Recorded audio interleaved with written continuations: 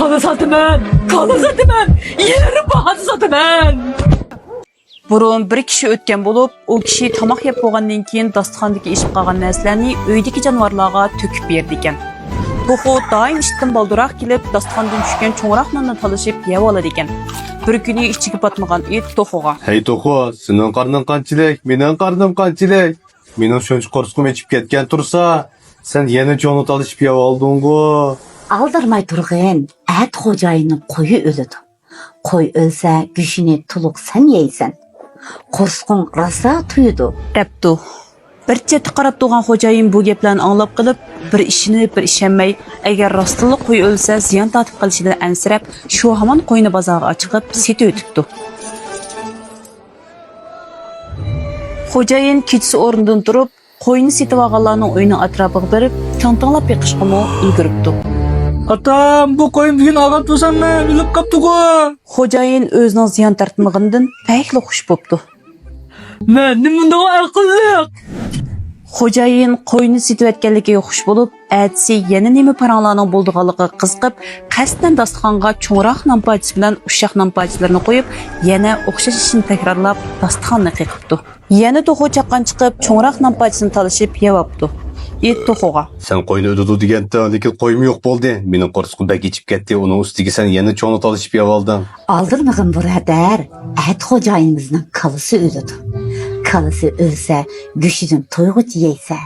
Bu gaplarni anglagan xo'jayin shu hamon kalisini so'rab bozorga chiqdi. Kalı satıman, yerim bahası satıman. Darvaqa kalim o'libdi.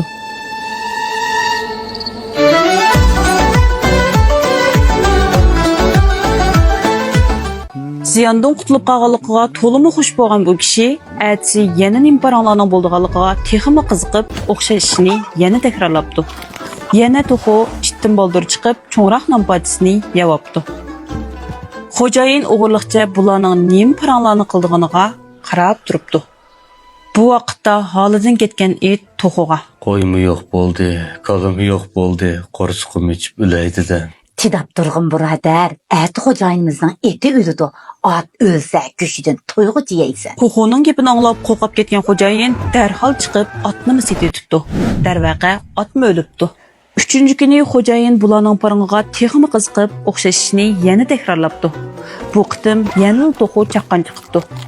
Xo'jayin bir tarafda ularning gapiga taqazzo bo'lib saqlab turibdi. It To'xuga: "Qo'yni o'didi degandan qo'yim yo'q bo'ldi, kalini o'didi degandan kalim yo'q bo'ldi, otni o'didi degandan otmi yo'q bo'ldi. Qo'rsqim to'ymayotgani xeyli kunlar bo'ldi. Mushundoq mahmaq qilgan bormi? U harom tomoq." debdi. To'xu ishtiqa: Qaqsimag'in birodar, men seni aldimidim. Ata xo'jayimizning o'zi o'ladi. Xo'jayin o'lsa, nurg'un mehmonlar keladi. Ulardan oshqinning hammasi sening emasmi? Xo'jayin butun niyati bilan ziyondan qechishni o'ylaganlikdan o'z jiniga o'zi zomin bo'ldi. Yo'qotgan narslaringiz uchun bak qayg'urib ketmang. Balkim u yo'qotgan narsalar dal sizning texmi cho'ng narsalardan ayrilib qolishingizdan saqlanish uchun yuz bergan bo'lishi mumkin.